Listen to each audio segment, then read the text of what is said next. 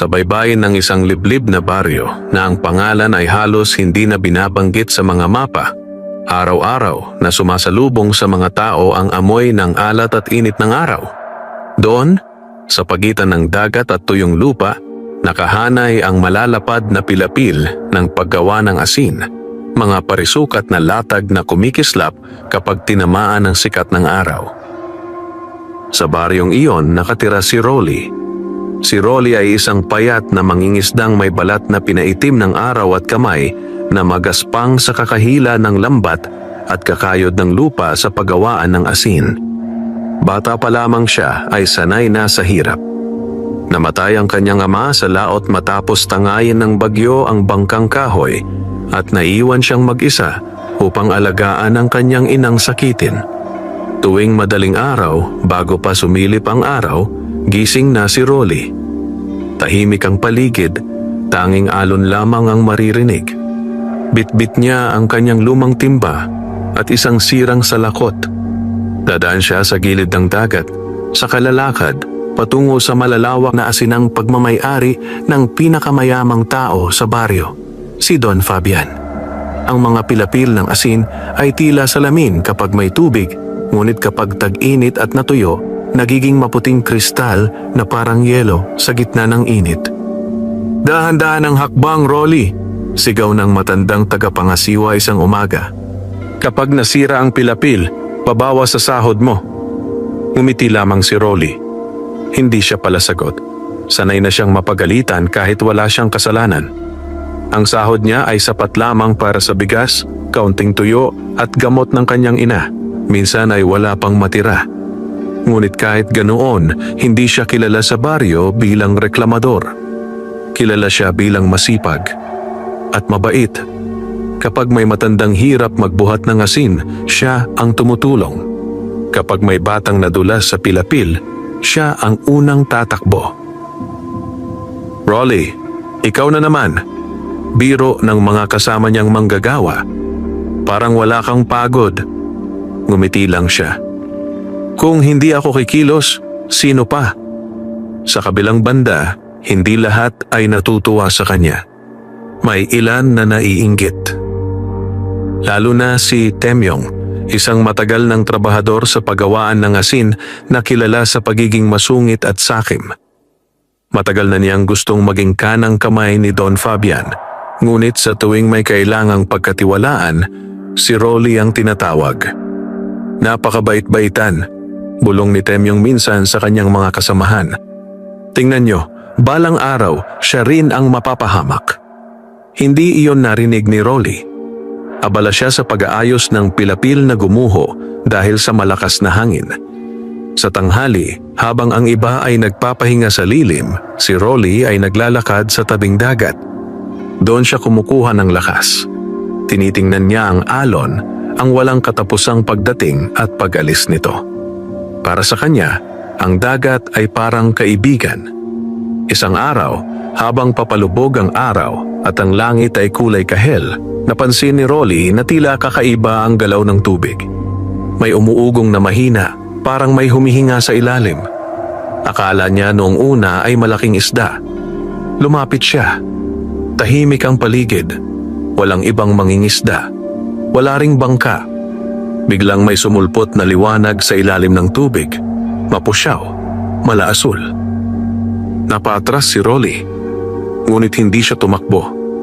May kung anong hatak ang liwanag. Dahan-dahan siyang lumapit sa mababaw na bahagi ng dagat. At doon niya nakita isang kamay. Maputi. Mahaba ang mga daliri. Unti-unting umaangat mula sa tubig. Napahinto ang tibok ng kanyang dibdib. Akala niya ay nalulunod na tao. "Hoy!" sigaw niya. "Sandali, tutulong ako." Lumusong siya agad sa tubig kahit hindi niya alam ang lalim. Malamig ang dagat. Ngunit habang papalapit siya, napansin niyang hindi ito karaniwang kamay. May kumikislap na parang kaliskis. At mula sa tubig, unti-unting umangat ang isang mukha. Maputi, makinis, at may buhok na tila umaalon kahit walang hangin. Isang dalagang may mga matang kulay dagat, Napaatras si Rolly. Hindi sa takot, kundi sa gulat. Dahan-dahang nagsalita ang nilalang. "Salamat. Hindi ka tumakbo." Napatingin si Rolly sa ibaba. Sa halip na paa, may buntot. Malaperlas ang kinang ng kaliskis. Napabulong siya. Sirena, tahimik ang alon. Parang nakikinig ang dagat. Tumingin sa kanya ang sirena at sa unang pagkakataon, nakita ni Rolly ang takot sa mga mata nito. "Nasugatan ako," sabi nito mahina. "May mga taong humahabol sa akin." Napansin ni Rolly ang pulang bakas sa gilid ng kanyang buntot. Parang hiwa ng matalim na bagay. Hindi na siya nag-isip. "Sandali," sabi niya. "Huwag kang gagalaw." Pinunit niya ang laylayan ng kanyang lumang damit at maingat na itinali sa sugat. Hindi siya nagtanong kung totoo ba ito. Hindi siya nagduda. Tumulong lang siya. Tahimik na napatitig sa kanya ang sirena. "Bakit mo ako tinutulungan?" tanong nito. Ngumiti si Rolly. "Kung may nasasaktan, tinutulungan." Umihip ang hangin mula sa dagat. At sa sandaling iyon, tila nagbago ang kulay ng tubig. Mas malinaw, mas maliwanag. Dahan-dahang nagsalita ang sirena. "Rolly, kilala kita." Napakunot ang noo ng binata. "Ako? Matagal na kitang pinagmamasdan," sabi nito. "Ikaw ang tanging taong hindi sakim sa baryong ito." Hindi alam ni Rolly ang isasagot. Tanging tunog ng alon ng namamagitan sa kanila. "Pahingi ng tulong," pakiusap ng sirena. "Kapag gumaling ako, babawi ako." Umiling si Rolly. "Hindi kailangan." Ngunit ngumiti ang sirena, isang ngiting may lihim. "May darating na inggit," sabi nito, "at may darating na panganib." Biglang lumakas ang hangin. Sa malayo, may narinig na sigawan ng mga lalaki. Mga boses na pamilyar sa mga trabahador sa asin. "Diyan, may nakita kaming liwanag." Namutla ang sirena. "Dumarating na sila." Napatingin si Rolly sa dilim. At sa unang pagkakataon, naramdaman niya na ang tahimik na baryo na kinalakhan niya ay may tinatagong mas madilim na lihim. Humigpit ang hawak niya sa telang nakatali sa sugat ng sirena. "At ako ang nakakita sa iyo," bulong niya. Sumagot ang sirena, halos pabulong. "At ikaw ang pinili ng dagat." Lumakas ang yabag ng mga paparating. Naghalo ang tunog ng alon at mga sigaw. At sa gitna ng papalubog na araw, nagsimulang gumalaw ang tubig sa paligid nila, parang may humihingang napakalaking nilalang sa ilalim. Doon unang naramdaman ni Rolly na ang pagtulong niya sa isang sugatang nilalang ng dagat ay simula pa lamang ng isang laban na hindi niya inaasahan. At sa dilim ng dapit hapon, unti-unting lumubog muli ang sirena sa tubig, iniwan ang mahinang liwanag na parang kumikislap na asin sa ibabaw ng dagat. Sa likod ni Rolly, papalapit ang mga lalaking may dalang sibat. At ang hangin sa baybayin ay biglang naging mabigat. Tila may paparating na unos na hindi gawa ng bagyo, kundi ng inggit at kasakiman ng tao. Humahampas ang alon sa pilapil ng dalampasigan habang papalapit ang mga yabag ng mga lalaki. Naririnig ni Rolly ang kalansing ng bakal, mga sibat na ginagamit nila sa panghuhuli ng malalaking isda. Huminga siya ng malalim. Wala na ang sirena. Tanging mahinang alon at kumikislap na tubig ang naiwan sa harap niya. "Rolly!" Lumingon siya. Si Temyong at 3 pang manggagawa ang paparating, hingal na hingal. "May nakita ka ba?" tanong ni Temyong, nakatitig sa dagat. Umiling si Rolly. "Isda lang." Napatitig si Temyong sa tubig, halatang hindi kumbinsido. "May liwanag," sabi ng isa. "Parang apoy sa ilalim." "Baka dikya lang," sagot ni Rolly. Tahimik na nagmasid si Temyong. Lumapit pa siya sa tubig at sinipat ang paligid. Kung may malaking huli rito, sabi niya, dapat sa atin mapunta. Hindi sumagot si Rolly.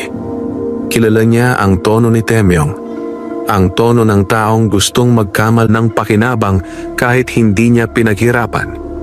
Maya-maya napailing ang mga lalaki. Wala naman, sabi ng isa. Umalis na tayo. Isa-isang tumalikod ang mga kasama. Ngunit si Temyong ay naiwan sandali, nakatingin kay Rolly. Ang dami mong lihim, bulong niya. Ngumiti lamang si Rolly. Pagod lang ako.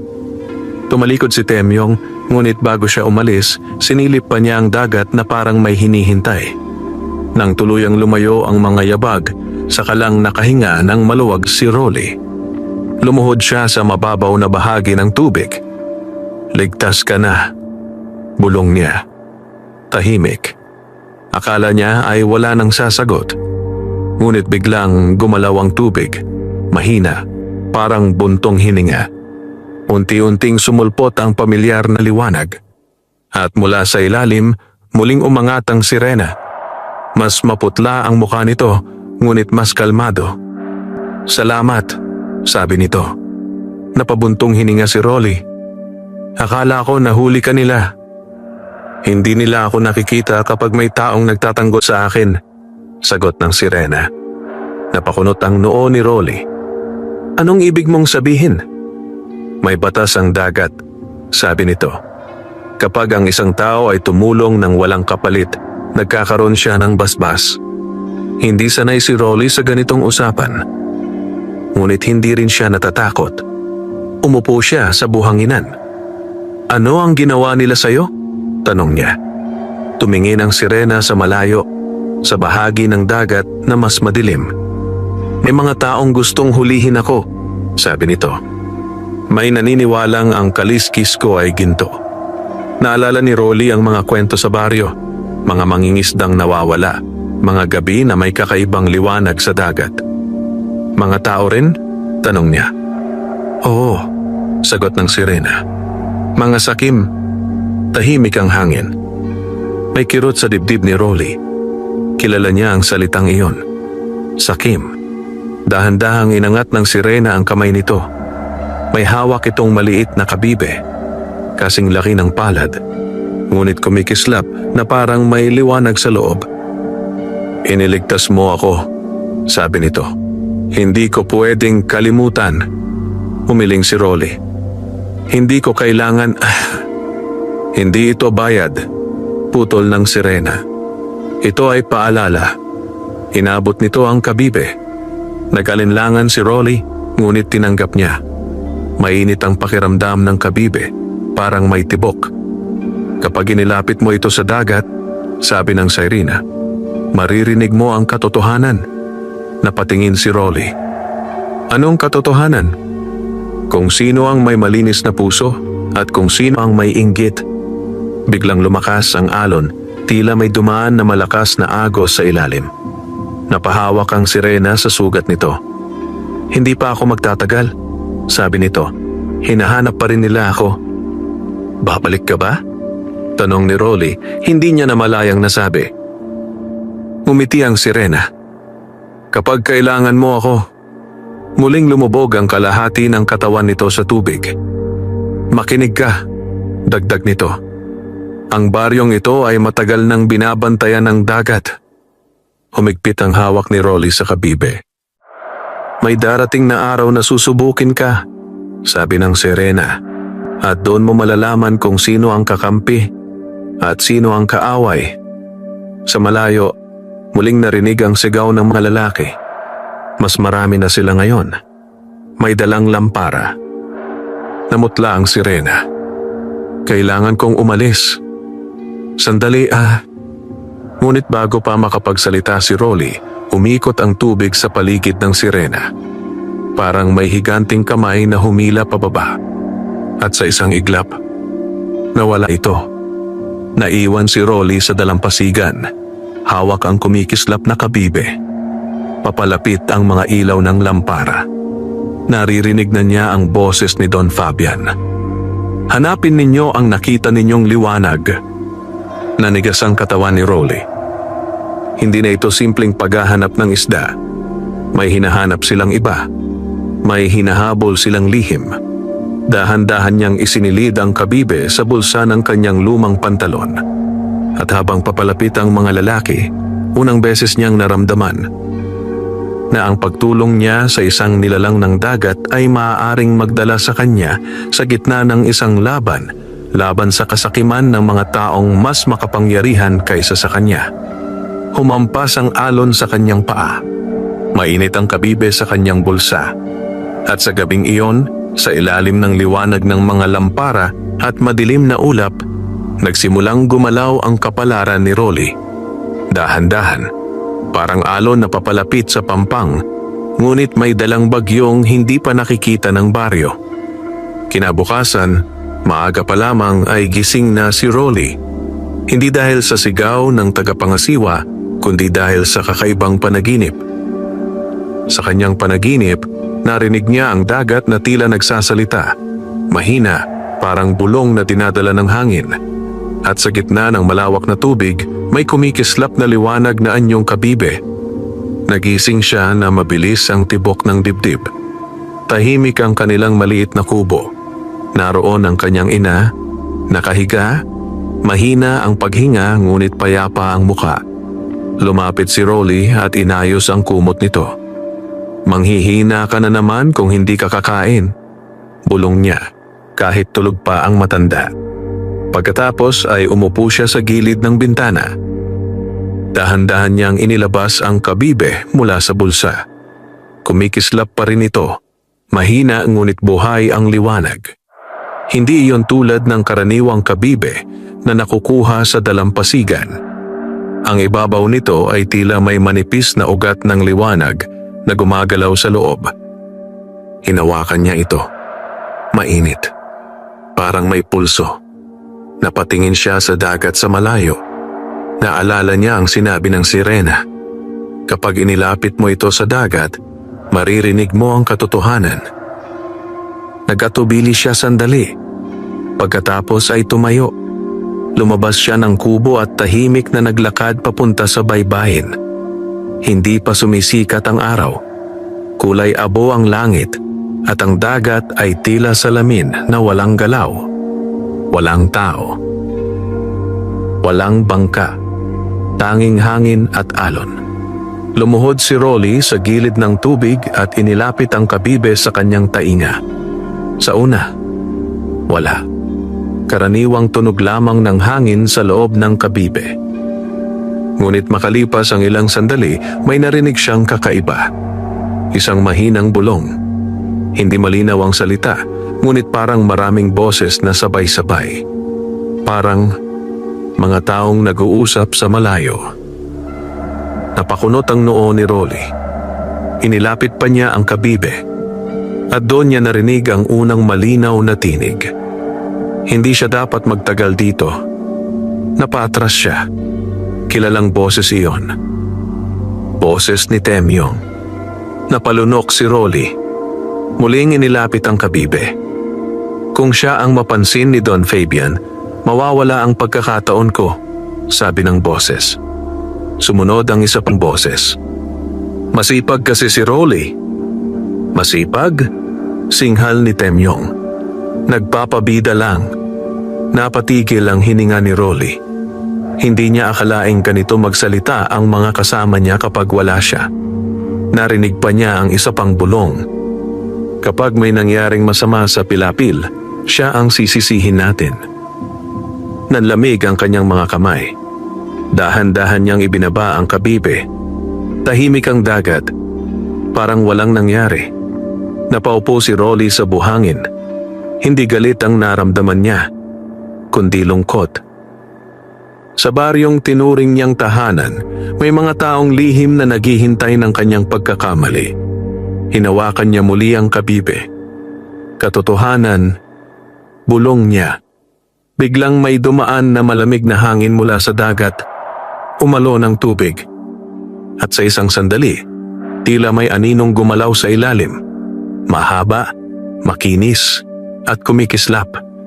Hindi na sumulpot ang sirena, ngunit naramdaman niya ang presensya nito. parang may nagbabantay. Tumayo si Rolly at ibinalik ang kabibe sa bulsa. Kailangan niyang pumasok sa pagawaan ng asin. Pagdating niya roon, mataas na ang araw at nagsisimula ng uminit ang pilapil. Nagkikislapan ang mga kristal ng asin na parang maliliit na salamin. "Rolly!" sigaw ng tagapangasiwa. "Ikaw ang magbabantay sa hilagang pilapil ngayon." Bihira siyang bigyan ng ganitong tungkulin. Karaniwan ay ang matatagal na manggagawa ang inaatasan. Napansin niyang nakatingin si Temyong mula sa malayo. Malamig ang tingin. Hindi nagsalita si Rolly.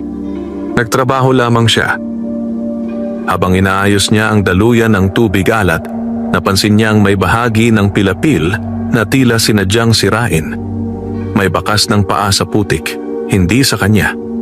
Napakunot ang noo niya. Kung masisira iyon, malaking lugi sa paggawaan. At siguradong may mapapagalitan.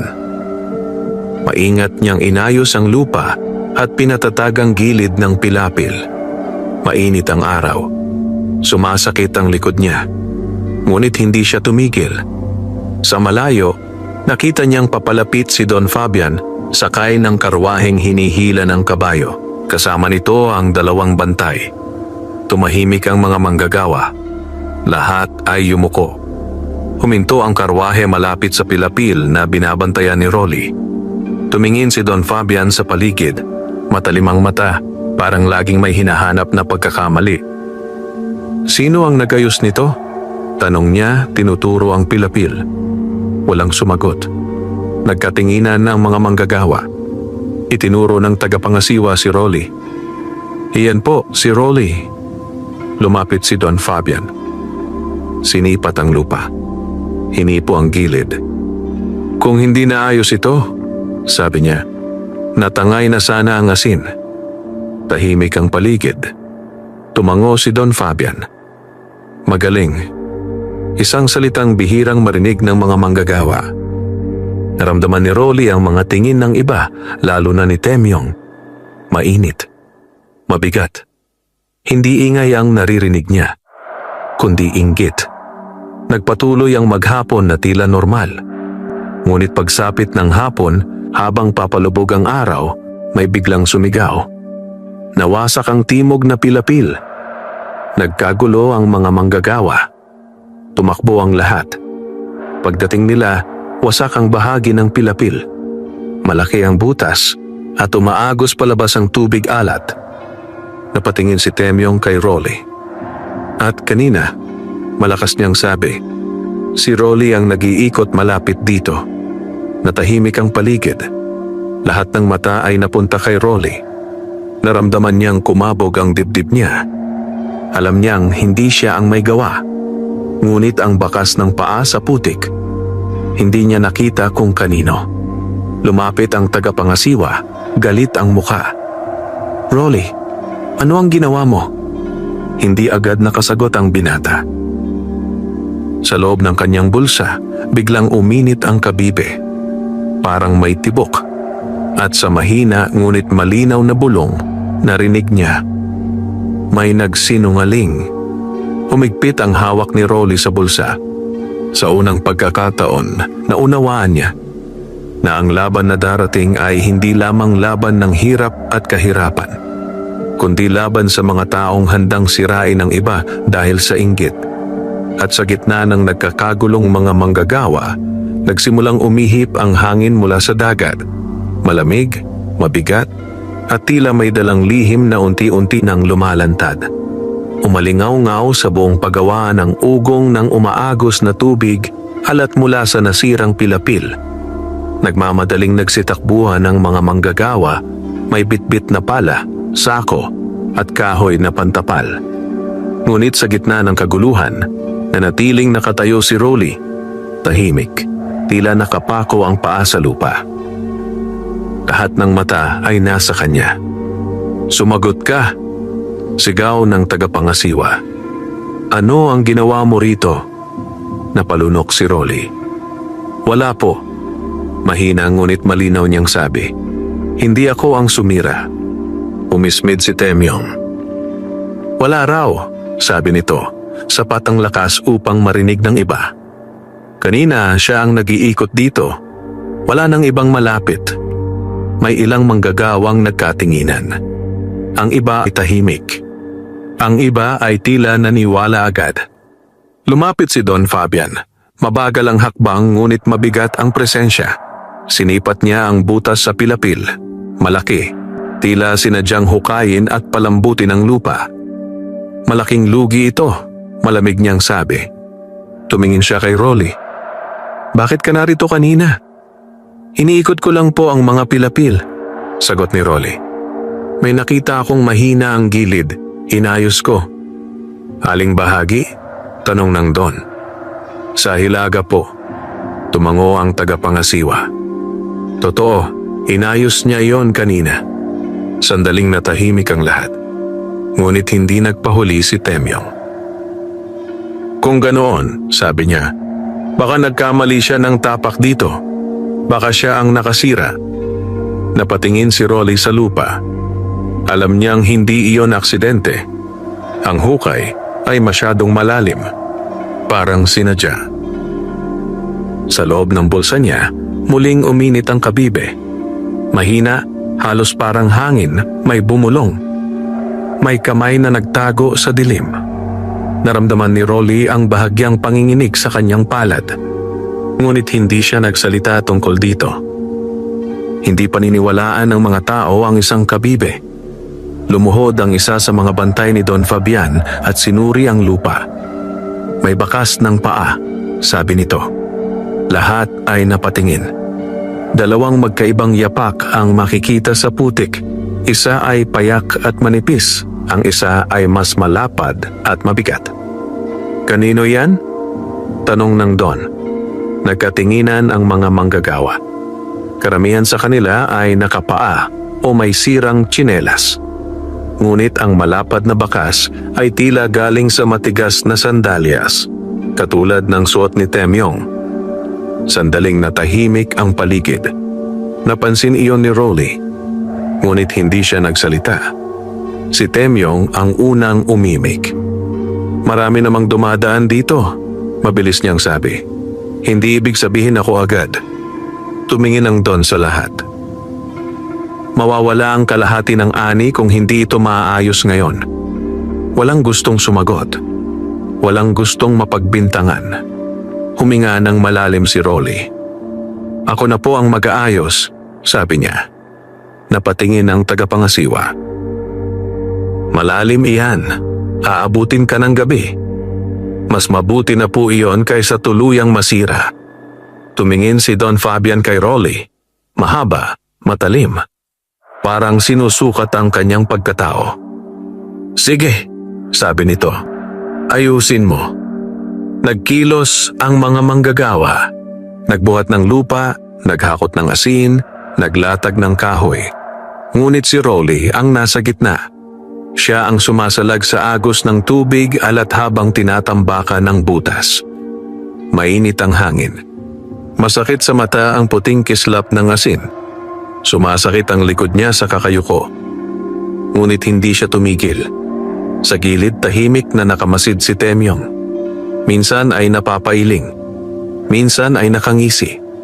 Habang papalubog ang araw, unti-unting bumagal ang agos. Napuno ang butas, napatatag ang gilid. Tumigil na ang tagas, sigaw ng isang manggagawa. Nakahinga ang lahat. Napaupo si Rolly sa lupa, hinihingal. Puno ng putik ang kanyang kamay. Lumalapit ang dilim. Lumapit ang tagapangasiwa at sinuri ang pagkakaayos. Matibay, sabi nito. Kung hindi ito naagapan, tuloy-tuloy ang sira. Tumating si Don Fabian. Tinitigan ang pilapil. Pagkatapos ay tumingin kay Rolly. Magaling ang pagkakaayos, sabi niya. Hindi iyon papuri na malambing, ngunit malinaw. Sa gilid, napansin ni Rolly ang pagigting ng panga ni Temyong. Parang may pinipigil na galit. Unti-unting nag-uwian ang mga manggagawa. Ang langit ay naging kulay ube at kahel. Naiwan sandali si Rolly sa pilapil, naglilinis ng gamit. Maya-maya may marahang yabag sa likod niya. Lumingon siya. Walang tao. Ngunit sa hangin, may amoy ng dagat, mas maalat kaysa karaniwan. At mula sa malayo, narinig niya ang mahinang awit. Hindi salita, kundi himig, malungkot, pamilyar. Napatingin siya sa dagat. Kumikislap ang ibabaw kahit madilim na. Sa bulsa niya, muling uminit ang kabibe. Mahina, ngunit malinaw. May boses na bumulong. Hindi natapos ang inggit. Napalunok si Rolly. Sa likod ng katahimikan ng baryo, may gumagalaw na galit na hindi pa nakikita ng iba. At habang pinagmamasdan niya ang dagat, naramdaman niyang ang tulong na ibinigay niya sa isang nilalang ng kailaliman ay unti-unti nang naglalapit sa kanya sa isang laban na hindi na kayang iwasan. Sa dapit hapon na iyon, sa pagitan ng asin at alon, nagsimulang tumigas ang puso ng ilang tao. At kasabay nito, mas lalong luminaw ang landas na tatahakin ni Rolly kahit hindi pa niya alam kung gaano kadilim ang susunod na mga gabi. Gabing-gabi na nang makauwi si Rolly sa kanilang maliit na kubo. Tahimik ang baryo. Iilan na lamang ang ilaw mula sa gasera ang kumikislap sa malalayong bahay. Ang hangin ay malamig at may dalang amoy ng dagat at tuyong asin. Pagpasok niya, nadatnan niyang gising ang kanyang ina. Rolly, mahina nitong tawag. Lumapit siya agad. Bakit po kayo bumangon? Ngumiti ang matanda kahit halatang pagod ang mga mata. Hinintay kita. Kumain ka na ba? Umiling si Rolly. Kumuha siya ng natirang kanin at kaunting tuyo. Tahimik siyang kumain habang nakaupo sa sahig. Pinagmamasdan siya ng kanyang ina. Pagod ka na naman, sabi nito. Okay lang po, sagot ni Rolly. Naayos naman ang pilapil. Tumango ang matanda, ngunit tila may gustong sabihin. Mag-ingat ka. Mahina nitong dagdag. May pakiramdam akong may naiinggit sa'yo. Napatingin si Rolly. Hindi niya sinabi ang narinig niya mula sa kabibe. Hindi rin niya sinabi ang nangyari sa dagat. Ayos lang po ako, sagot niya. Ngunit sa loob-loob niya, alam niyang hindi na simple ang lahat. Maya-maya, pinahiga niya ang kanyang ina at pinatay ang gasera. Humiga siya sa sahig, ngunit hindi agad nakatulog. Mainit ang pakiramdam ng kabibe sa bulsa niya. Parang may buhay. Ilang sandali pa, narinig niya ang isang tunog. Mahina, parang awit. Napadilat si Rolly. Tahimik ang loob ng kubo. Ngunit ang himig ay malinaw, galing sa labas. Dahan-dahan siyang bumangon upang hindi magising ang kanyang ina.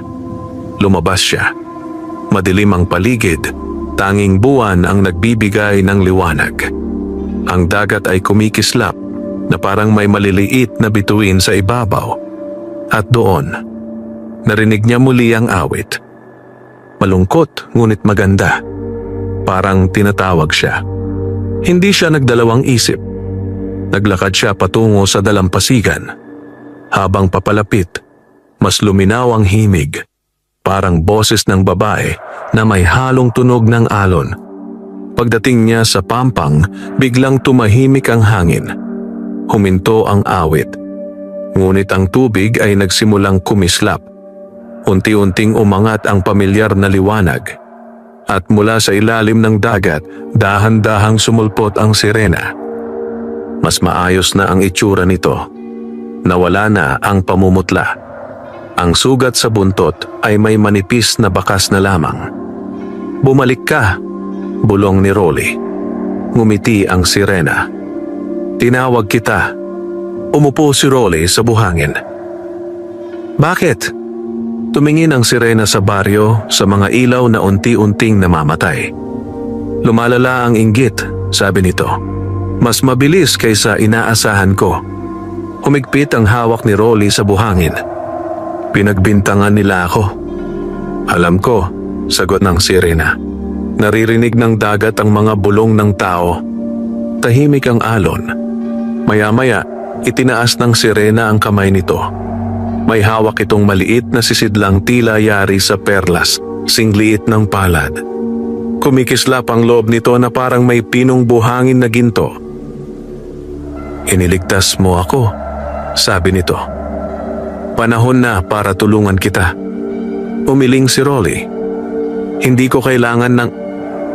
"Hindi ito kayamanan," putol ng sirena. "Ito ay biyaya." Inilapag nito ang sisidlan sa mababaw na tubig malapit sa paa ni Rolly. Bawat butil niyan ay asin ng dagat na may basbas. Paliwanag nito, "Kapag ginamit mo sa tama, hindi ka magkukulang." Napatingin si Rolly. "Hindi ako sanay tumanggap." Ngumiti ang sirena. Banayad. "Hindi ito kapalit, ito ay gabay." Dahan-dahang kinuha ni Rolly ang sisidlan. Magaan, ngunit may init. "Paano kung malaman ng iba?" tanong niya. Naging seryoso ang mukha ng sirena. "Kapag nalaman ng sakim," sabi nito, "hindi kanila titigilan." Humigpit ang dibdib ni Rolly. "Bakit ako?" Tumingin ang sirena diretso sa kanyang mga mata. "Dahil ikaw ang hindi humingi." Tahimik ang gabi. May dumaan na malamig na hangin. Sa malayo, may kumalansing na bakal. Parang may taong naglalakad sa dalampasigan. Namutla ang sirena. "May sumusunod sa'yo," mahina nitong sabi. Napalingon si Rolly sa dilim. May aninong gumalaw sa likod ng mga bangka. Hindi malinaw kung sino. "Umalis ka na," sabi ng sirena. "Babalik ka pa ba?" tanong ni Rolly. "Kapag kailangan mo," sagot nito. Unti-unting lumubog ang katawan nito sa tubig. Bago tuluyang mawala, muli itong nagsalita. "Darating ang gabi na susubok ang puso mo." Nawala ang liwanag. Tahimik ang dagat. Nanatili si Rolly sa pampang, hawak ang maliit na sisidlan. Sa likod niya, muling gumalaw ang anino. May mahinang yabag sa buhangin. Mabagal. Maingat. Parang may taong nagmamasid. Hindi siya agad lumingon. Ngunit ramdam niya na hindi na lihim ang lahat. At sa gabing iyon, sa ilalim ng malamlam na buwan, nagsimula ang mas mabigat na pag-ikot ng kapalaran. Isang landas na hahantong sa pagsubok kung ang kabutihan ba ay kayang manaig laban sa inggit na unti-unti nang nagiging kasakiman. Nanatiling nakatayo si Rolly sa dalampasigan, hawak ang maliit na sisidlang kumikislap sa liwanag ng buwan. Tahimik ang dagat, ngunit ang pakiramdam niya ay tila may mga matang nakatutok sa kanyang likod. Muling umihip ang hangin. Kasabay nito, narinig niya ang mahinang paglangit-ngit ng buhangin. Yabag na pilit tinatago. Dahan-dahan siyang lumingon. Sa pagitan ng mga nakahilerang bangka, may aninong mabilis na umurong. "May tao," bulong niya. Walang sumagot. Ngunit malinaw, hindi siya nag-iisa kanina. Humigpit ang hawak niya sa sisidlan. Mainit ito, parang may sariling tibok. Naglakad siya pa uwi, pilit pinapakalma ang sarili. Bawat hakbang sa buhangin ay tila mas malakas ang tunog kaysa dati. Ang karaniwang daan na lagi niyang tinatahak ay biglang naging mabigat sa pakiramdam. Pagdating sa kubo, sinigurado niyang mahimbing ang tulog ng kanyang ina bago niya itinago ang sisidlan sa loob ng lumang baul na yari sa kawayan. Maingat niya itong binalot ng lumang tela. Ngunit kahit nakatago, tila nararamdaman pa rin niya ang init nito. Humiga siya, ngunit hindi agad nakatulog. Sa labas, may dumaan na hangin. At sa pagitan ng ihip, may sandaling parang may narinig siyang bulong. Malayo, parang galing sa dagat. Pagmulat niya kinabukasan, mataas na ang araw. Nahuli siya ng gising. Bihira itong mangyari. Agad siyang bumangon at naghanda. Pagdating niya sa paggawaan ng asin, kakaiba ang katahimikan. Karaniwan, maingay na ang mga manggagawa, may biruan, may sigawan. Ngunit ngayon, pabulong ang usapan. Pagdaan niya, napansin niyang tumitigil ang iba sa pagsasalita. May ilang umiwas ng tingin. May ilan namang mariing nakatitig. Naroon si Temyong, nakasandal sa poste, nakangising tila may alam na hindi sinasabi. Lumapit ang tagapangasiwa. "Rolly," sabi nito, "may nag-report na may nakita raw kagabi sa dalampasigan." Nanlamig ang batok niya. "Ano po yon?" "Liwanag na naman," sagot ng matanda. "At may taong kausap." Biglang naramdaman ni Rolly ang bigat sa dibdib. "Sino raw?" Umiling ang tagapangasiwa. Hindi nakita ang muka, anino lang. Mula sa likod, narinig ang boses ni Temyong. "Baka multo ng dagat." Biro nito, ngunit may halong panunukso. O baka may lihim na kausap si Rolly. May ilang nagtawanan, mahina ngunit matalim. Hindi sumagot si Rolly. Tahimik siyang nagtrabaho, ngunit ramdam niya ang mga tingin. Parang bawat galaw niya ay binabantayan. Habang inaayos niya ang mga latag ng asin, napansin niyang may bagong bakas ng paa sa tuyong bahagi ng pilapil. Malapad, mabigat at sariwa. Hindi iyon bakas ng karaniwang manggagawa. Mas malalim. Parang may dalang bigat ang naglakad. Napatingin siya sa paligid. Walang malapit. Sa loob ng bulsa niya, uminit ang kabibe. Mahina, ngunit malinaw, may bumulong. Hindi lang inggit ang gumagalaw. Napalunok si Rolly. May iba pa? Hindi niya alam kung kanino niya itinanong. Sa sarili ba o sa dagat? Biglang may sigaw mula sa dulo ng pagawaan. Nawala ang isang sako ng asin. Nagkagulo ang mga tao. Tumakbo ang ilan. Lumapit si Don Fabian kasama ang mga bantay. "Paano mawawala?" Galit na tanong nito. "Kanina lang narito," sagot ng isang trabahador. Nagkatinginan ng mga tao at tulad ng inaasahan, unti-unting napunta ang mga mata kay Rolly. "Siya ang malapit dito kanina," sabi ni Temyong. Kumunot ang noo ni Rolly. "Hindi po ako." "Lagi kang nasa tamang lugar," putol ni Temyong. "O baka sinasadya?" Umigting ang panga ni Don Fabian. "Kapag may nagnanakaw sa akin," malamig niyang sabi, "hindi ko pinapalampas." Tahimik ang paligid. Tanging ihip ng hangin ang maririnig. Naramdaman ni Rolly ang pintig ng kabibe sa bulsa. Mas malakas kaysa dati. At sa loob ng kanyang isipan, may pumasok na mahinang tinig. Hanapin ang tubig. Napakunot ang noo niya. Napatingin siya sa likod ng mga pilapil, sa maliit na kanal kung saan dumadaloy ang sobrang alat na tubig pabalik sa dagat. Dahan-dahan siyang lumakad papunta roon. Sumunod ang ilang manggagawa. Pagdating nila, napansin agad.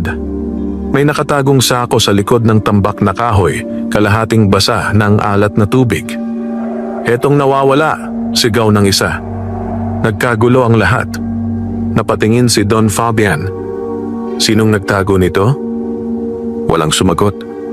Ngunit malinaw, hindi iyon basta naligaw. Sadyang isiniksik. Napatingin si Rolly sa putik. May bakas ng paa. Malapad. Kapareho ng nakita niya kanina. Unti-unti siyang napatingin kay Temyong.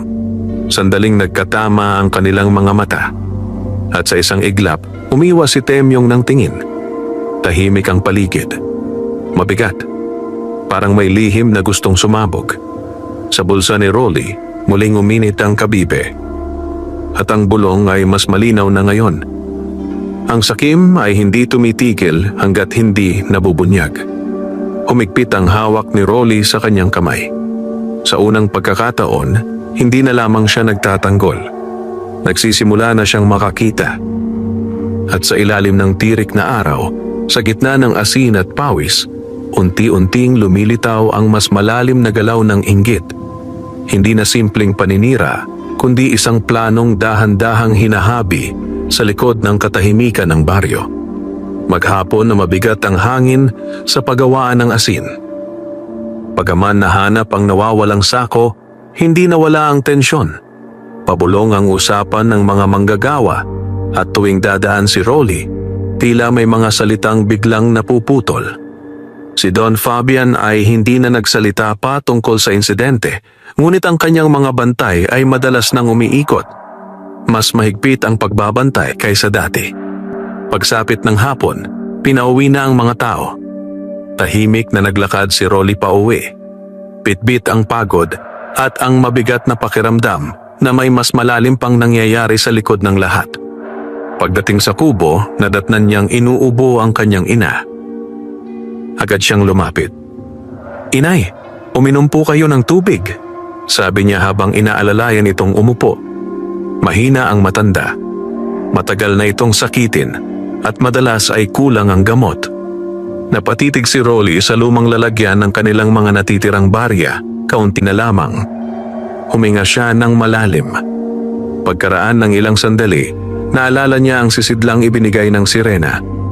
Dahan-dahan niyang kinuha ang baul at inilabas ang maliit na sisidlang yari sa perlas. Kumikislap pa rin ito, mahina ngunit malinaw. Pinuksan niya. Sa loob ay pinong asin na tila may halong gintong alikabok. Nang mahawakan niya, may init na dumaloy sa kanyang palad. Naalala niya ang sinabi ng sirena, "Kapag ginamit mo sa tama, hindi ka magkukulang." Napaisip si Rolly. Hindi siya sanay umasa sa hiwaga. Ngunit naisip din niya ang kalagayan ng kanyang ina. Kumuha siya ng maliit na kurot ng asin at tinunaw sa isang basong maligamgam na tubig. Maingat niya itong inabot. "Inay, inumin niyo po." Sumunod ang matanda. Tahimik ang loob ng kubo. Ilang sandali ang lumipas. Unti-unting humupa ang ubo. Naging mas maayos ang paghinga. Napatingin ang kanyang ina kay Rolly. "Parang gumaan." Mahina nitong sabi. Nanlaki ang mata ni Rolly. Hindi siya nagsalita, ngunit sa loob niya ay may halong gulat at pasasalamat. Tinakpan niya muli ang sisidlan at maingat na itinago. Hindi iyon para ipagyabang. Hindi rin para ipakita sa iba. Gabi na nang muling marinig niya ang mahinang alon sa labas. Ngunit sa gabing iyon, walang awit. Tahimik ang dagat. Kinabukasan maaga siyang pumasok sa pagawaan. Habang naglalakad sa pilapil, napansin niyang tila mas malinaw ang tubig sa mga latag. Mas mabilis matuyo ang ilang bahagi. "Bakit parang mas pino ang asin ngayon?" tanong ng isang manggagawa. "Kakaiba nga," sagot ng isa. "Parang mas maputi." Hindi umimik si Rolly. Ngunit napansin niyang ang bahaging kanyang inayos kahapon ay may pinakamakinang na kristal. Lumapit ang tagapangasiwa at sumalok ng kaunting asin. "Maganda ang kalidad," sabi nito. Mula sa likod, naroon si Temyong. Nakatitig. Hindi na nakangisi. Masama ang tingin. Bakit sa bahagi niya laging maganda? Bulong nito sa katabi. Narinig iyon ni Rolly. Hindi siya sumagot. Nagpatuloy lang siya sa trabaho. Ngunit habang tumatagal ang umaga, dumarami ang napapansin ng mga manggagawa. Ang asin sa mga pilapil na hinawakan ni Rolly ay mas maputi, mas buo at mas marami. Dumating si Don Fabian. Sinuri niya ang mga latag. Kumuha siya ng kristal at pinisil. Hindi agad ito nadurog. "Magandang ani ito," sabi niya. Tahimik ang mga tao. Pagkatapos ay tinuro niya ang bahagi ni Rolly. "Dito ang pinakamaganda." Muling napunta ang lahat ng tingin kay Rolly. May paghanga ang ilan, ngunit sa iba, may halong inggit. Lalo na kay Temyong.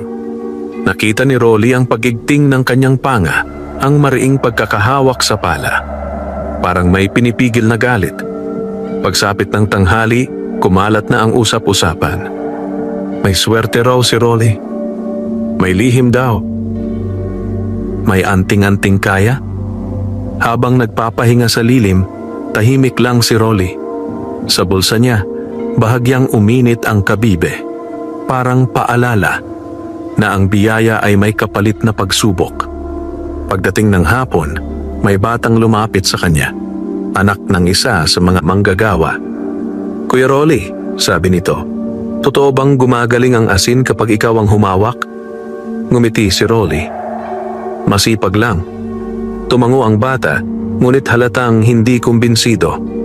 Sa di kalayuan, narinig niya ang pabulong na usapan ni Temyong at dalawa pang lalaki. "Hindi normal iyon," sabi ni Temyong. "May tinatago siya." "Anong gagawin natin?" tanong ng isa. Sandaling natahimik. Pagkatapos ay mahina ngunit malinaw ang sagot ni Temyong. "Alamin natin kung saan siya kumukuha ng lakas."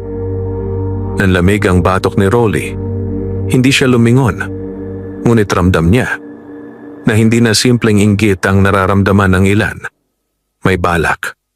Habang papalubog ang araw, ang dagat ay naging kulay dugo at ginto. Humampas ang hangin mula sa baybayin, at sa mahinang ugong ng alon, tila may narinig siyang pamilyar na himig. Napakahina, halos hindi marinig. Parang babala. Sa sandaling iyon, naunawaan ni Rolly na ang biyayang dumating sa kanya ay hindi lamang para sa kaginhawaan. Ito ay liwanag na maaaring magbunyag at liwanag na maaaring pagnasaan ng mga pusong nilamon ng kasakiman. Sa gitna ng kumikislap na pilapil ng asin, nagsimulang tumibok ang isang mas mabigat na panganib.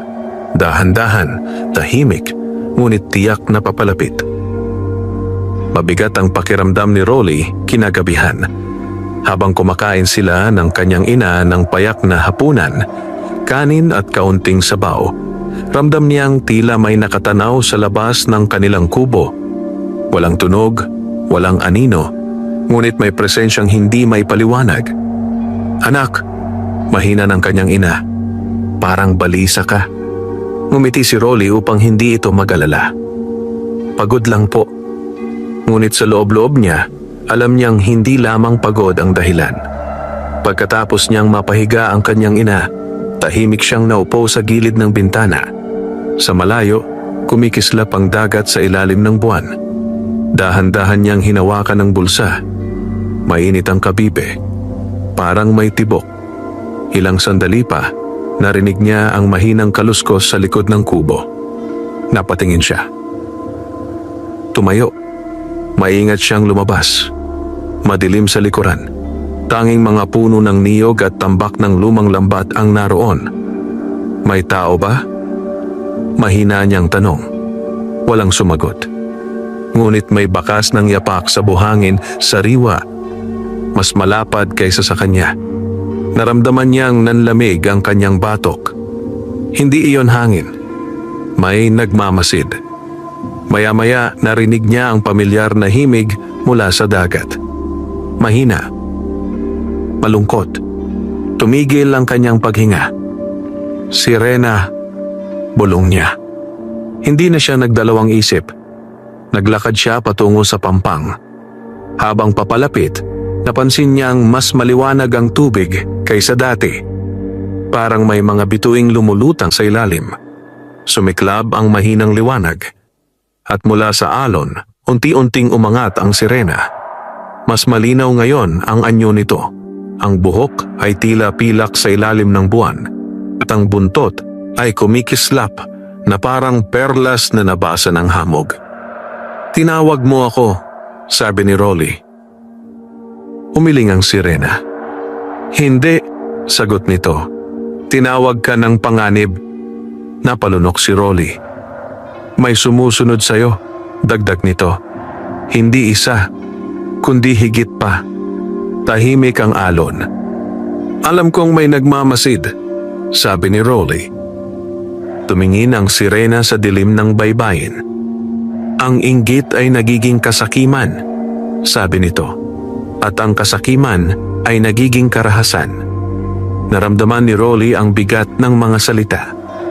"Anong gagawin ko?" Ilang sandali siyang tinitigan ng sirena, parang sinusukat ang kanyang loob. Pagkatapos, inilubog nito ang kamay sa tubig. Muling sumulpot ang isang bagay. Isang maliit na piraso ng kabibe na nakatali sa manipis na hibla ng damong dagat. parang kwintas. Kumikislap ang gitna nito. Ito ay panangga, sabi ng Serena. Hindi laban sa sugat ng katawan, kundi laban sa panlilin lang. Inabot nito kay Rolly. Nag-alinlangan siya. Hindi ko alam kung karapat-dapat ako. Ang taong hindi naghahangad ng kapangyarihan, sagot ng Serena, ang siyang kayang humawak nito. Dahan-dahan niyang tinanggap ang kwintas. Pagkahawak niya, dumaloy ang malamig na init sa kanyang dibdib, parang alon na pumasok at kumalma. Kapag may nagsisinungaling sa harap mo, paliwanag ng Serena, manginginig iyan. Humigpit ang hawak ni Rolly. Sa malayo, biglang may narinig na kaluskos. Mas malakas kaysa kanina. Parang may natapakang tuyong kahoy. Namutla ang sirena. Dumating na sila. Napalingon si Rolly. Sa likod ng mga bangka may 3 anino. Hindi malinaw ang mukha. Ngunit may hawak na mahahabang bagay, tila sibat o kawayan. Biglang lumakas ang hangin. Umalon ang dagat. Kailangan mong umalis, sabi ng sirena. Hindi kita iiwan. Hindi mo ako kailangang iligtas, putol nito. Ang sarili mo ang iligtas mo. Unti-unting lumubog ang buntot ng sirena sa tubig. Bago tuluyang mawala, bumulong ito. Darating ang gabi na huhubaran ng katotohanan ang mga sakim. Nawala ang liwanag. Nanatili si Rolly sa pampang. Sa likod niya narinig ang mabilis na yabag. Diyan lang siya, sigaw ng isang pamilyar na boses. Si Temyong. Kumunot ang noo ni Rolly. Lumingon siya. Lumabas mula sa dilim sina Temyong at 2 pang lalaki. May hawak silang sibat. May galit sa mga mata. Alam naming may tinatago ka, sabi ni Temyong. Tahimik ang alon. Mahigpit ang hawak ni Rolly sa kwintas at kabibe. Ramdam niya ang mahinang panginginig ng palawit sa kanyang dibdib. Wala akong tinatago, mahinahon niyang sagot. Umismid si Temyong. Kung ganoon, sabi nito, bakit gabi-gabi kang nandito? Humampas ang alon sa pampang. Malamig ang hangin. At sa gitna ng dilim, nagsimulang uminit ang kabibe sa bulsa ni Rolly. Mas malakas kaysa dati. Parang may paparating. Parang may puwersang gumagalaw sa ilalim ng dagat. Sa unang pagkakataon, naramdaman ni Rolly na ang simpleng lihim na kanyang iniingatan ay malapit ng mabunyag. At kasabay nito, ang tunay na anyo ng inggit na matagal nang nagkukubli sa likod ng mga ngiti sa baryo. Humahampas ang alon sa pampang habang magkakaharap si Rolly at ang 3 lalaking lumabas mula sa dilim.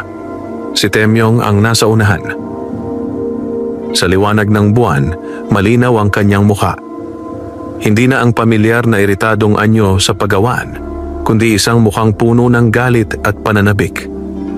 Alam naming may kausap ka rito gabi-gabi, sabi niya. Mahina ngunit matalim.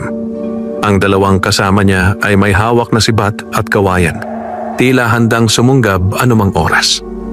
Tahimik si Rolly. Sa kanyang dibdib, marahang nanginginig ang kwintas na ibinigay ng sirena. Naalala niya ang sinabi nito. Kapag may nagsisinungaling sa harap mo, manginginig iyan. Lumakas ang panginginig. Hindi niya agad nagsalita. Wala akong tinatago, mahinahon niyang ulit. Umismid si Temyong. Wala? Singhal niya. Simula nang dumating ka sa hilagang Pilapil, ikaw na ang paborito. Ikaw ang pinupuri. Ikaw ang sinuswerte. Humigpit ang hawak ni Rolly sa kanyang kamay. Masipag lang ako. Hindi sapat ang sipag para magbago ang ani. Putol ni Temyong. Humakbang siya palapit. May anting-anting ka. Tahimik ang gabi. Ang alon ay tila huminto sa paghinga. Wala, sagot ni Rolly. Mas lalong nanginig ang kwintas. Napansin niyon ni Rolly. At doon niya naunawaan. Hindi lamang hinala. May alam si Temyong. Kung wala, sabi ng isa sa mga kasama, bakit gabi-gabi kang nandito? Suminghap ang hangin mula sa dagat.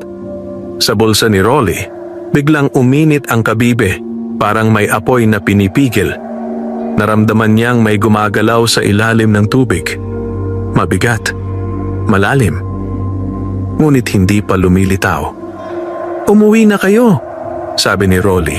Pinipilit manatiling kalmado. Walang mapapala rito.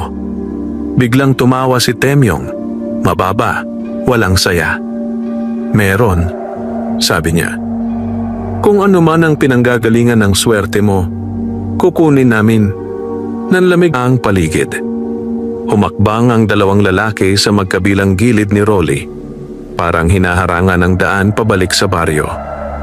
"Hindi sa inyo ang dagat," sabi ni Rolly. "Walang may-ari sa swerte," sagot ni Temyong. Inaangkin niyon. Biglang umalon ng malakas ang tubig. Napalingon ang tatlo. Sa gitna ng dagat, may mahinang liwanag na umusbong, malaasul, kumikislap. Namutla ang isa sa mga kasama. "Temyong, manahimik ka," putol niya, ngunit halatang kinabahan. Lumakas ang hangin. Umaalon ang tubig kahit walang bagyo. Humigpit ang hawak ni Rolly sa kwintas. Nanginginig ito, hindi lamang dahil sa kasinungalingan, kundi parang may mas malaking puwersang dumarating. "Anong tinatago mo?" sigaw ni Temyong. "Wala," sagot ni Rolly. Mas malakas ang panginginig ng kwintas. At sa sandaling iyon, naunawaan ni Rolly. Ang galit ni Temyong ay hindi lang inggit. Takot din. Takot na maiwan. Takot na walang makuha. "Buong buhay kitang nakitang mahirap," sabi ni Temyong, nanginginig ang boses. "Tapos bigla kang aangat?" Tahimik ang alon. "Hindi ako umaangat," sagot ni Rolly. "Nagtatrabaho lang ako." "Sinungaling," sigaw ni Temyong. Sa mismong sandaling iyon, malakas na alon ang humampas sa pampang. Napaatras ang tatlong lalaki. Mula sa tubig, umangat ang mas maliwanag na liwanag, parang sumiklab sa ilalim. Hindi pa nakikita ang anyo, ngunit sapat para mapaurong ang mga lalaki. "Ano yon?" bulong ng isa. Napaatras pa si Temyong, ngunit pilit nagmatapang. "Panakot lang yan," sabi niya, kahit halatang kinakabahan. Sa bulsa ni Rolly, kumabog ang kabibe, parang may tibok na sumasabay sa alon. At sa hangin, may narinig siyang pamilyar na himig. Ang awit ng sirena. Mahina, ngunit malinaw. Biglang umikot ang tubig sa harap nila, parang may malaking buntot na dumaan sa ilalim. Napahulog sa buhangin ang isa sa mga sibat. "Temyong, umalis na tayo," nanginginig na sabi ng kasama. Ngunit nanatili si Temyong, bagaman umatras ng isang hakbang. Nakatitig siya kay Rolly, galit at takot ang naghahalo sa kanyang mukha. "Hindi pa tapos ito," sabi niya. Umampas muli ang alon. Mas malakas. Tumalsik ang tubig hanggang tuhod nila. Sa takot, biglang tumalikod ang dalawang kasama at tumakbo palayo. Sandaling nag-atubili si Temyong. Pagkatapos ay umatras din. Mabagal, hindi inaalis ang tingin kay Rolly. "Babantayan kita," banta niya. At saka siya tuluyang tumalikod. Naiwan si Rolly sa pampang. Tahimik ang gabi. Unti-unting humupa ang alon. Ang liwanag sa tubig ay naging mahina hanggang sa maglaho. Huminga ng malalim si Rolly. Ramdam pa rin niya ang pintig ng kabibe at ang malamig na init ng kwintas sa kanyang dibdib. Sa sandaling iyon, malinaw na sa kanya. Hindi na simpleng chismis o paratang ang kinakaharap niya. May mga taong handang manakit para makuha ang hindi kanila. At sa gitna ng tahimik na dagat, naramdaman niyang ang susunod na pagsubok ay hindi na lamang tungkol sa pagtatanggol sa sarili, kundi sa pagprotekta sa biyayang ipinagkatiwala sa kanya. Sa malayo, muling umihip ang hangin. At sa loob ng ugong ng alon, tila may bulong na umalingaw-ngaw. Isang paalala na ang kasakiman, kapag hindi napigilan, ay kayang itulak ang tao sa dilim na hindi na madaling balikan. Madilim pa ang langit nang magising si Rolly kinabukasan. Hindi dahil sa ingay, kundi sa bigat ng pakiramdam sa dibdib. Parang may paparating na hindi niya maipaliwanag. Sa labas, maririnig ang mahinang hampas ng alon at ang paghihip ng hangin na may dalang alat. Umupo siya at hinawakan ang kwintas. Tahimik na ito. Wala nang panginginig. Ngunit ang kabibe sa kanyang bulsa ay mainit. Parang may sariling hininga. Dahan-dahan siyang bumangon at sinilip ang kanyang ina. Mahimbing ang tulog nito. Mas maayos ang paghinga. Napangiti si Rolly kahit saglit. Paglabas niya ng kubo, maputla ang liwanag ng madaling araw. Ang baryo ay tila tahimik, ngunit may kakaibang kabigatan sa hangin. Parang may nangyaring hindi pa niya nalalaman. Habang naglalakad siya patungo sa paggawaan ng asin, napansin niyang may mga taong nagkukumpulan sa may pilapil. May bulungan. May nag-aalala. May galit. "Dumating ka na," sabi ng isang manggagawa nang makita siya. "Anong nangyari?" tanong ni Rolly. Nagkatinginan ang mga lalaki bago sumagot ang isa. "May nasira na namang pilapil kagabi." Nanlamig ang kanyang batok. "Alin?" "Yung malapit sa imbakan." Mabilis siyang naglakad. Pagdating niya roon, bumungad ang malaking sira. Mas malaki kaysa dati. Naghalo ang tubig, alat at putik, at ilang sako ng asin ang natangay. Naroon si Don Fabian. Galit ang muka. Naroon din si Temyong. Nakatingin kay Rolly. Hindi na nakatago ang ngisi. "Dumating ka rin," sabi nito. Tahimik si Rolly. Lumapit ang tagapangasiwa. "May nakakita raw kagabi," sabi niya. "May taong gumagala rito."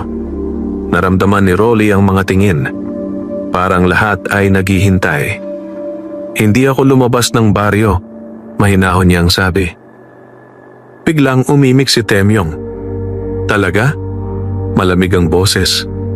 "May nakakita sa'yo sa dalampasigan." Nagkagulo ang bulungan. "Baka siya na naman. Lagi na lang." Humigpit ang panga ni Rolly. "Wala akong sinira." "Pero nandun ka," sagot ni Temyong. "At tuwing may nangyayari, malapit ka." Sa dibdib ni Rolly, bahagyang nanginig ang kwintas. Hindi malakas, ngunit sapat. Nagsisinungaling. Napatingin siya kay Temyong. Diretso. Sa unang pagkakataon, hindi siya umiwas. Tahimik ang paligid. Maging si Don Fabian ay nakatitig. Huminga ng malalim si Rolly. "Kung ako ang may gawa," sabi niya, "bakit ko aayusin kahapon ang pilapil?" Walang agad na kasagot. Ngunit mabilis na sumagot si Temyong. Para hindi mahalata, mas malakas ang panginginig ng kwintas. Halos maramdaman ni Rolly ang malamig na alon sa kanyang dibdib. Sa sandaling iyon, may mahinang ugong na nanggaling sa direksyon ng dagat. Napalingon ang ilan. Umalon ang tubig sa kanal, kahit walang hangin. Napansin iyon ni Don Fabian. "Bakit gumagalaw ang tubig?" tanong niya. Walang sumagot. Sa bulsa ni Rolly, kumabog ang kabibe. Mas malakas kaysa dati. Parang may gustong magsalita. At sa loob ng kanyang isipan, narinig niya ang malinaw na bulong. Panahon na. Nanlamig ang kanyang mga kamay. Biglang may sumigaw mula sa likod. "May nakita kami." 2 kabataang manggagawa ang tumatakbo. May hawak na piraso ng kahoy. "May lubid sa likod ng pilapil," hingal nilang sabi. Parang ginamit pang hukay. Nagkagulo ang mga tao. Kinuha ng bantay ang lubid. Basa, may putik at may nakasabit na piraso ng tela. Kinunot ni Don Fabian ang noo. "Kanino ito?" Tahimik ang lahat. Napatingin ang isa sa mga manggagawa kay Temyong. Parang ganyan ang tela ng suot mo kagabi. Nanigas si Temyong. Hindi sa akin yan, mabilis niyang sagot. Sa dibdib ni Rolly, malakas ang panginginig ng kwintas. Halos parang may tumitibok na bato. Naramdaman niyon ng binata ang bigat ng kasinungalingan sa hangin. Lumapit ang isang bantay at sinipat ang piraso ng tela. Kapareho ng punit sa sandalyas mo, sabi nito, nakatingin kay Temyong. Biglang nag-iba ang kulay ng mukha ni Temyong. Hindi. Ngunit napansin ng lahat ang putik sa gilid ng kanyang paa. Parehong bakas na nakita sa pilapil noong mga nakaraang araw. Unti-unting natahimik ang paligid. Ang bulungan ay napalitan ng mabigat na katahimikan. Tumingin si Don Fabian kay Temyong, matalim, malamig. Ikaw ba ang sumira? Walang agad na sagot. Pawis ang noo ni Temyong. Nagkatinginan ang dalawang kasama niya, parehong umatras. Humigpit ang kamao ni Temyong. At sa wakas, pumutok ang galit. Lahat naman kayo, sigaw niya. Kung hindi dahil sa kanya, itinuro niya si Rolly. Ako ang pinapansin dito. Tahimik ang lahat. Walang kumilos. Taon akong nagtrabaho. Nanginginig ang boses niya. Tapos isang bagong dating.